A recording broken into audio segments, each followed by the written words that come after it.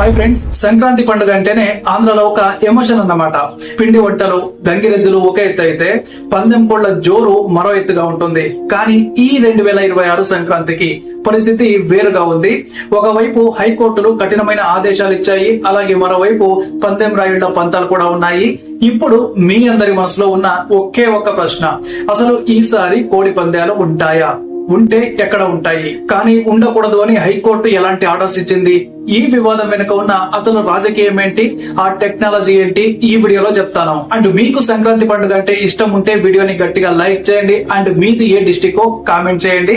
So అసలు పందెం కోడి కాలికి కత్తి కట్టడమే ఆలస్యం. అక్కడ సెకండ్లలో లక్షల రూపాయలు చేతులు మారుతూ ఉంటాయి. అది కేవలం పందెం మాత్రమే కాదు, కొన్ని వందల కోట్ల బిజినెస్ కూడా. కానీ ఈ ఏడాది సీన్ మొత్తం మారిపోయింది. ఆంధ్రప్రదేశ్ హైకోర్టు ఈ వ్యవహారంపై చాలా సీరియస్ గా ఉంది. ఒక్క పందెం కోడి బరిలోకి దిగినా, అక్కడ ఒక్క రూపాయి బెట్టింగ్ జరిగినా కూడా ఆ బాధ్యత నేరుగా కలెక్టర్లు అలాగే ఎస్పీలదేని తేల్చి చెప్పేసింది. అండ్ అవసరమైతే సెక్షన్ 144 కూడా అమలు చేయాలని, పందెం బరులను ముందుగానే గుర్తించి వాటిని స్వాధీనం చేసుకోవాలని పోలీస్ యంత్రాంగాన్ని ఆదేశించింది. ఇది కేవలం ఒక హెచ్చరిక కాదు, ఒక అల్టిమేటం. కానీ ఇక్కడే అసలు ట్విస్ట్ మొదలవుతుంది. హైకోర్టు ఒకవైపు స్ట్రిక్ట్ గా రూల్ చెప్తుంటే, క్షేత్రస్థాయిలో మాత్రం పందెం రాయుళ్లు తమ పనిలో బిజీగా ఉన్నారు. ముఖ్యంగా ఉమ్మడి గోదావరి, కృష్ణా, గుంటూరు జిల్లాల్లో బరులు ఇప్పటికే సిద్ధమైపోయాయి. ఈసారి కోడి పందాల కోసం పందెం రాయుళ్లు ఒక కొత్త టెక్నాలజీని వాడుతూ ఉన్నారు.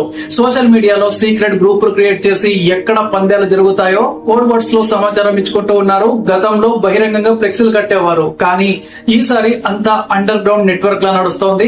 మరి ప్రభుత్వం ఏం చేస్తోంది?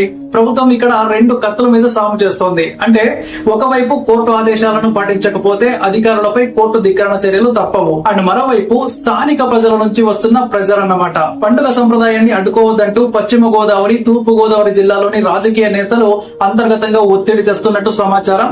సో సంక్రాంతికి కోడి పందాలు ఆడటం అనేది మా సాంప్రదాయం అని వారు వాదిస్తుంటే, కాలికి కత్తులు కట్టి వేల కోట్లు బెట్టింగ్ కాయడం ఏ రకమైన సంప్రదాయం అని జంతు ప్రేమికులు ప్రశ్నిస్తూ ఉన్నారు. అండ్ ఈ విషయంలో డిప్యూటీ సీఎం పవన్ కళ్యాణ్ గారు కూడా ఒక స్పష్టమైన వ్యాఖ్యలు చేశారు. సంక్రాంతి అంటే మన సనాతన ధర్మం, వ్యవసాయం, సంస్కృతిని గౌరవించుకునే పండుగ అని, దాన్ని జూదం అలాగే జంతు హింసతో కలిపి చూడవద్దని ఆయన పిలుపునిచ్చారు. బెట్టింగులు లేని, హింస లేని పండుగను జరుపుకోవాలని ఆయన కోరారు. సో ఇది ఒక విధంగా పందెం రాయుళ్లకు గట్టి సంకేతం అని చెప్పొచ్చు. కానీ రాజకీయ అవసరాల కోసం స్థానిక నేతలు దీన్ని ఎంతవరకు పాటిస్తారు అనేదే ఇప్పుడు $1 మిలియన్ ప్రశ్న. మరోవైపు పోలీసుల ప్లాన్ ఎలా ఉందో తెలుసా? ఈసారి ప్రతి బరి పైన డ్రోన్ల నిఘా పెట్టబోతున్నారు. ఎక్కడైనా జనం గుంపులుగా కనిపిస్తే వెంటనే సీసీటీవీ కెమెరాలో లైవ్ ఫీడ్ ద్వారా మానిటర్ చేయాలని నిర్ణయించుకున్నారు. ఒకవేళ ఎవరైనా నిబంధనలు అతిక్రమించి పందాలు నిర్వహిస్తే ఆంధ్రప్రదేశ్ గేమింగ్ యాక్ట్ 1974 కింద కఠినమైన కేసులు కూడా పెడతామని హెచ్చరిస్తూ ఉన్నారు. కేవలం నిర్వాహకులే కాదు, అక్కడ పందెం చూసేందుకు వెళ్లిన ప్రేక్షకులపై కూడా కేసులు నమోదు చేసే ఛాన్స్ అయితే ఉంది. అండ్ ఇక్కడ మనం గమనించాల్సిన మరో కోణం కూడా ఉంది. సంక్రాంతి వచ్చిందంటే కేవలం ఆంధ్ర వాళ్లే కాదు, విదేశాల నుంచి ఎన్ఆర్ఐలు, హైదరాబాద్ నుంచి సాఫ్ట్వేర్ ఇంజనీర్లు వేల సంఖ్యలో తమ సొంత ఊర్లకు వస్తారు.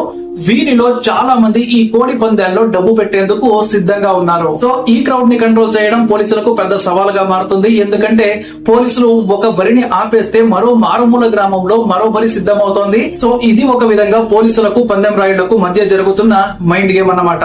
గతంలో కూడా ఇలాగే నిషేధం ఉంది. కానీ అప్పుడు ఏం జరిగింది?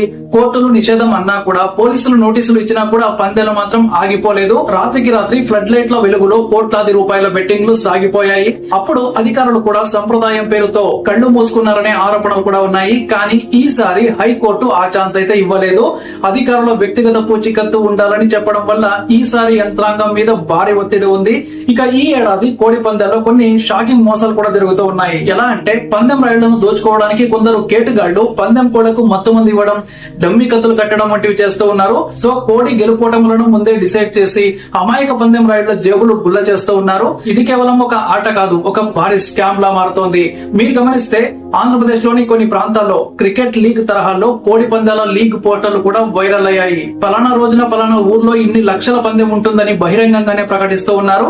ఇది చట్టాన్ని సవాల్ చేయడమే అని విశ్లేషకులు అంటూ ఉన్నారు. ప్రభుత్వం ఒకవైపు అమరావతి నిర్మాణం, రాష్ట్రాభివృద్ధి గురించి ఆలోచిస్తుంటే, ఇలాంటి చట్ట విరుద్ధమైన పనులు రాష్ట్ర ప్రతిష్టను దెబ్బతీస్తాయని మేధావులు ఆందోళన కూడా వ్యక్తం చేస్తున్నారు. చివరగా ఒక విషయం ఆలోచించండి. సంక్రాంతి అంటే కుటుంబ సభ్యులతో గడపడం, కొత్త బట్టలు వేసుకోవడం, హరిదాసుల కీర్తనలు వినడం. కానీ ఈ పండుగ పేరుతో ఒక జంతువును హింసించి దాని మీద వేల కోట్లు బెట్టింగ్ అయ్యడం నిజంగా మన సంస్కృతేనా? కోర్టులు ఎన్ని ఆర్డర్లు ఇచ్చినా, పోలీసులు ఎన్ని కేసులు పెట్టినా ప్రజల్లో మార్పు రానంత వరకు ఏది కూడా మారదు. సో చట్టాన్ని గౌరవించి పండుగ జరుపుకుంటారా, లేక సంప్రదాయం ముసుగులో జూదాన్ని ఎంకరేజ్ చేస్తారా? నిర్ణయం మీదే. చూశారుగా, ఈ సంక్రాంతికి ఆంధ్రప్రదేశ్ లో కోడి పందాల చుట్టూ జరుగుతున్న అసలు కథ ఇది. పోలీసులు వర్సెస్ పందెం రాయుడు. ఈ పోరాటంలో గెలిచేదెవరో మరో 2 రోజుల్లో తెలిసిపోతుంది. ఈ వీడియో మీకు నచ్చితే లైక్ చేయండి, మీ అభిప్రాయాన్ని ఖచ్చితంగా కామెంట్ చేయండి, అని మన ఛానల్ ను సబ్స్క్రైబ్ చేసుకొని పెట్టుకోండి.